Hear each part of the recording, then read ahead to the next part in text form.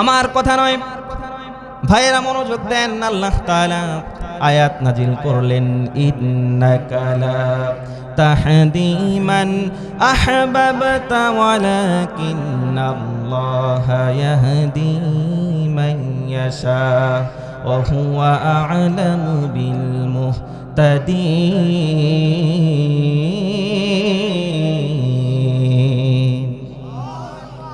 আল্লাহ রাব্বুল আলামিন আয়াত নাজিল করে দিলেন, হে আল্লাহর রাসূল, আপনি যাকে ভালোবাসেন যদি মনে করেন তাকে হেদায়েতের রাস্তায় নিয়ে আসবেন, আপনি যাকে ভালোবাসেন যদি মনে করে থাকেন সেই ব্যক্তি হেদায়েত পেয়ে যাবে, তাহলে ভুলের রাজ্যে বসবাস করছেন। কেননা হেদায়েতের মালিক আপনি রাসূল নন, বরং হেদায়েতের মালিক হলেন একজন, তিনি কে? আসতে বলবেন না, তিনি কে? আপনি যাকে ইচ্ছা হেদায়েত দিতে পারেন না। আবু তালিব দুনিয়া থেকে বিদায় হয়ে চলে গেল মুশরিক হয়ে, ঈমান কিন্তু আনে নাই। কেননা কিছু চেলা পাওলা তার পাশে ছিল, উতবা, সাইবা, মুগীরা। তারা বলল, নেতা সারা জীবন বাপদাদার ধর্মের অনুসরণ করলাম, বাপদাদা যেই দল করে গেল সারা জীবন সেই দল অনুসরণ করলাম, আর শেষ জীবনে এসে ভাতিজার নতুন ধর্ম ইসলাম কবুল করবা। আবু তালিব আর পরে নাই, দেখলো না পথ থেকে বিচ্যুত হওয়া যাবে না, এই চিন্তা লালন করে আর সে কালেমা পড়ে নাই। কালিমা না পড়ে দুনিয়া থেকে বিদায় হয়ে চলে গেল। আল্লাহ রাসূল তার চাচার জন্য খুব মন খারাপ। ছোটবেলা থেকে লালন পালন করলেন, আমাকে মানুষ করলেন, হেদায়েতের রাস্তায় আনতে পারলাম না। মহান রব্বুল আলামিন আয়াত নাজিল করলেন, মা কানা লিন-নবী ওয়াল্লাযীনা আমানু আন ইস্তাগফিরু লিল মুশরিকিন। বলুন আল্লাহু আকবার। আল্লাহ তাআলা আয়াত নাজিল করলেন, হে আল্লাহর রাসূল, আমি জানি এই লোকটা আপনার চাচা, কিন্তু আপনাকে তো অনুসরণ করে নাই, আপনাকে অনুকরণ না করে দুনিয়া থেকে বিদায় হয়ে চলে গিয়েছে। আপনি শুধু বলেছেন, ইয়া আম্মি আবি তালিব কুল লা ইলাহা ইল্লাল্লাহ। হে আমার চাচা, আপনি শুধু বলেন লা ইলাহা ইল্লাল্লাহ, আর কিছু বলা লাগবে না। আপনার এইটুকু কথাও সে মানে নাই, এজন্য আল্লাহ তাআলা তাকে মাফ করে নাই, ক্ষমা করে নাই। কেননা মুশরিক হয়ে, শিরিককারী হয়ে যদি কেউ কবরে যায়, আল্লাহর ঘোষণা হলো গোটা বিশ্বের মানুষ দোয়া করলেও আল্লাহ রব্বুল আলামিন তার দোয়া কবুল করবে না। নাউজুবিল্লাহ বলেন। তাহলে শিরিক করে যদি কেউ কবরে যায়, মাফ করবেন না আল্লাহ, এই কথা কি আমার নাকি আল্লাহর?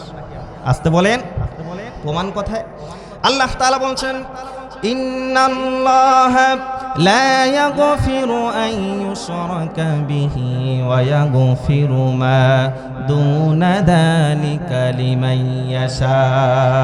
বলুন আল্লাহু আকবার।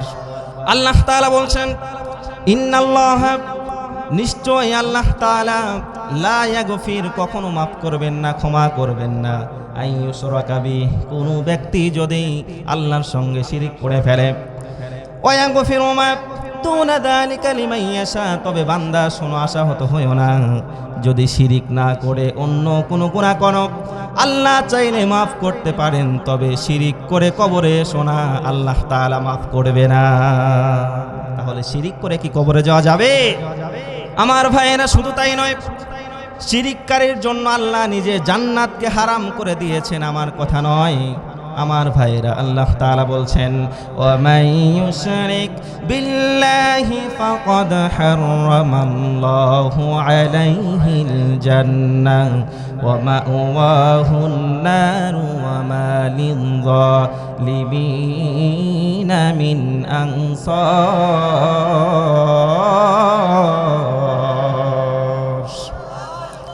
আল্লাহ রাব্বুল আলামিন বলছেন, যদি কোনো মানুষ শিরিক করে ফেলে, ওমাই ইউশরিক বিল্লাহ, আল্লাহর সঙ্গে যদি কেউ শিরিক করে ফেলে, ফাকাদ হারামাল্লাহু আলাইহিল জান্নাহ, পৃথিবীর কেউ তার জান্নাত হারাম করবে না, বরং স্বয়ং আল্লাহ রাব্বুল আলামিন তার জন্য জান্নাতকে হারাম করে দেন। নাউজুবিল্লাহ বলবেন না?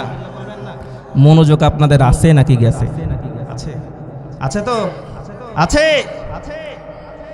আমার ভাইয়েরা, শুধু তাই নয়, ওয়ামাওয়াহুন নার, সেই ব্যক্তির ঠিকানা হলো জাহান্নাম। ওমা লিয-যালিমিনা মিন আনসার, আর এমন জালিমদের জন্য কোনো সাহায্যকারী দুনিয়া আখিরাতে আর পাওয়া যাবে না।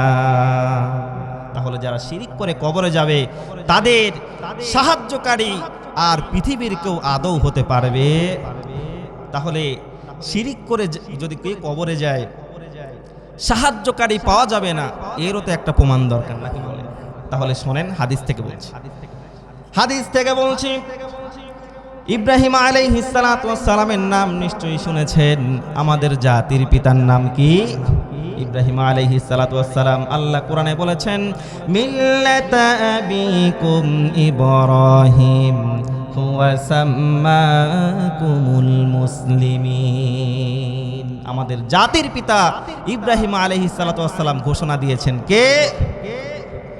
কিন্তু আমাদের অন্য কিছু এতদিন গোলায় খাওয়ানো হয়েছে, কিন্তু পৃথিবীর কোনো মানুষ মুসলিমদের জাতির পিতা আদৌ হতে পারে?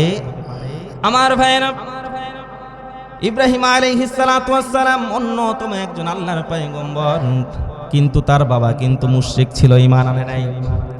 আজর যখন দুনিয়া থেকে বিদায় হয়ে চলে গিয়েছেন, হাদিসের বর্ণনা কাল কিয়ামতের দিন হযরত ইব্রাহিম আলাইহিস সালাতু ওয়াস সালাম এবং আজর সামনাসামনি দাঁড় হয়ে যাবেন এবং দেখবেন ইব্রাহিম নবী নিজে দেখবেন তার বাবাকে টানতে টানতে জাহান্নামের দিকে নিয়ে যাওয়া হচ্ছে। আল্লাহ রব্বুল আলামিনকে হযরত ইব্রাহিম ডেকে বলবেন, রব্বুল আলামিন, দুনিয়ার বুকে আমাকে বলেছিলে লাঞ্ছিত করবা না, অপমানিত করবা না, আজকে আমার পিতা আজরকে আমার সামনে টানতে টানতে জাহান্নামে নেওয়া হচ্ছে। রব্বুল আলামিন, এর চেয়ে কষ্টদায়ক বিষয় আর তো হতে পারে না। মনে করেন আপনি হলেন সন্তান, আপনার পিতাকে একটা অপরাধের কারণে সে অপরাধ করেইছে, দুনিয়ার বুকে যদি কোনো পুলিশ তাকে টানতে টানতে নিয়ে যায়, সন্তান হিসাবে আমি আপনি কষ্ট পাবো কি পাবো না? আমি আপনি কষ্ট পাবো।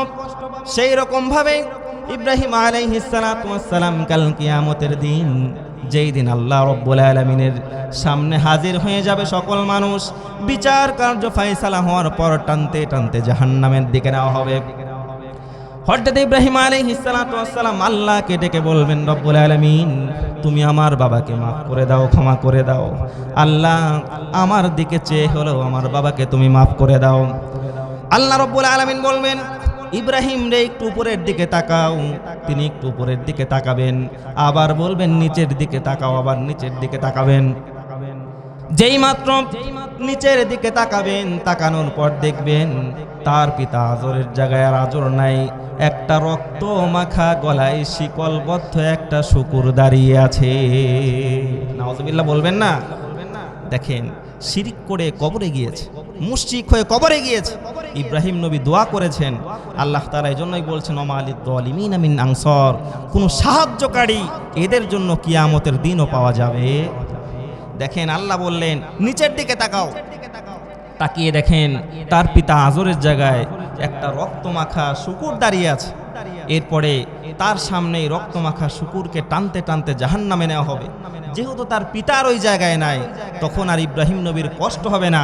তারপরেও আল্লাহ তাআলা মুশরিকদের মাফ করবে না, ক্ষমাও করবে। আমার ভাইয়েরা, এজন্য শিরকের ধারের কাছেও যাওয়া যাবে না, শিরিক করা যাবে না। শিরিক করে আল্লাহ তাআলা মাফ করেন না, ক্ষমা করেন না। আল্লাহ রব্বুল আলামিন বারংবার সতর্ক করেছেন, বান্দারে, দুনিয়ার বুকে অন্য কোনো গুনাহ তোমার দ্বারা হয়ে যেতে পারে, আমি রব্বুল আলামিন চাইলে মাফ করে দিতে পারি, কিন্তু খবরদার শিরকের ধারের কাছেও যেও না। আমি আল্লাহ রব্বুল আলামিন শিরক দেখলে বরদাস্ত করতে পারি না। যেমন ভাবে যদি মনে করেন এখন মাহফিল থেকে গিয়েছেন, যাওয়ার পরে দেখলেন আপনার ঘর আটকানো, আর একজন পুরুষ মানুষ আপনার ওয়াইফের কাছে বসে আছে, কিছুই করে নাই, কিছুই হয় নাই, জাস্ট বসে আছে। আপনি মাহফিল থেকে গিয়ে দেখলেন আপনার ঘরের মধ্যে আপনার স্ত্রীর সঙ্গে অন্য একজন পুরুষ, আপনি ব্যক্তি হিসাবে আদৌ কি মানতে পারবেন? যেই কথা বলছিলাম, মহান রব্বুল আলামিন শিরকের গুনাহ কখনো বান্দার মাফ করবে না, ক্ষমাও আল্লাহ তাআলা করবে না। আল্লাহ তাআলা কোরআনে বারংবার বলেছেন। এজন্য শিরিক নিয়ে কবরে যাবেন না, আল্লাহ তাআলা মাফ করবে না, ক্ষমাও করবে